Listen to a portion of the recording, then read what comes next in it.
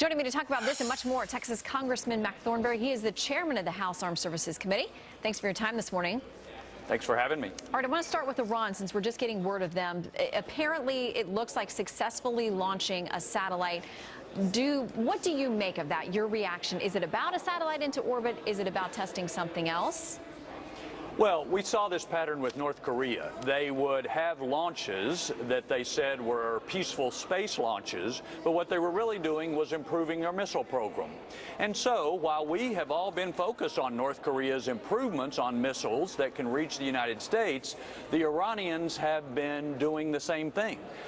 So we've not only got to worry about missiles launched from North Korea, we've increasingly got to worry about the Iranian missile program, which, by the way, is not constrained at all under the treaty dealing with nuclear weapons that the Obama administration signed. Well, and there's been ratification of their compliance with it, even though a lot of people have a problem with that step recently taken, and that was done by this administration.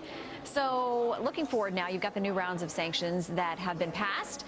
They'll go to the president's desk. Number one, do you think he'll sign them? Number two, how will they make a difference in a way that sanctions in the past have not?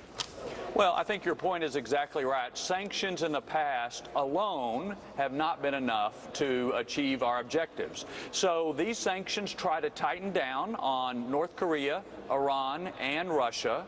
And among other things, they have what's called secondary sanctions. So it's not just sanctions against North Korea directly, it's sanctions against those who do business with North Korea, like Chinese banks and others. Hopefully this will be more effective. But I think we have to be clear-eyed. Sanctions will only do so much. There is no substitute for strong military power. And we understand that there are both military, cyber, covert, all kinds of options being prepared for the president with respect to these various threats. Here is what Charles Krauthammer had to say about where we are now with North Korea. We are at the end of the road. The only option is war, which is utterly intolerable, or acquiescence.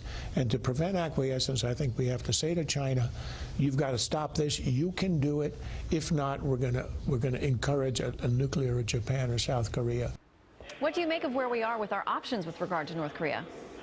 Well, I tend to agree with Charles. What we've done in the past has not worked.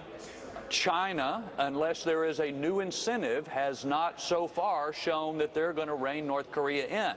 My view is we've got to put more military capability right there in the region on China's doorstep and make it clear that if they want to reduce our military presence in the region, whether it's missile defense, ships, airplanes, whatever, then they are going to have to do more with North Korea. Well, and with all the discussion about Iran, North Korea, Russia, it's interesting to me that your former colleague, now CIA Director Mike Pompeo, had this to say. He says, I think China has the capacity to present the greatest rivalry to America on any of those over the medium and long term. I mean, he's signaling that this one is the one we really need to be worried about. It's China. And we're counting on them with respect to North Korea. Well, but what he said was medium to long term.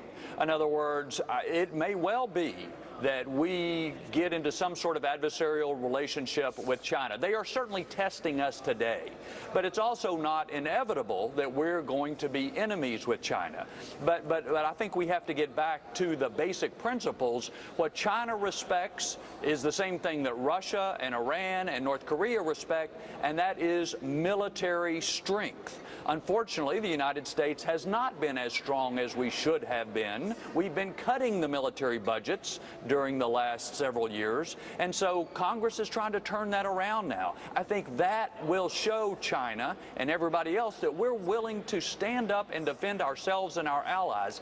That's what we've got to do to make an impression. Well, and on the issue of U.S. military policy, of course, the president announcing yesterday that transgender individuals will not be allowed to serve in the U.S. military. Any reaction to that?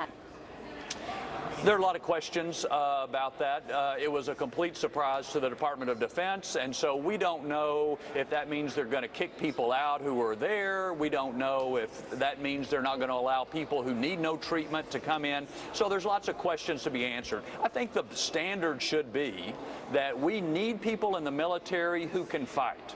And if they can meet those standards, if they can fight, then the rest of this stuff probably doesn't matter. If they can't fight, however, the military cannot be a social program for some other agenda. All right. Chairman Mac Thornberry, always good to see you. Thank you. Thank you. More to come.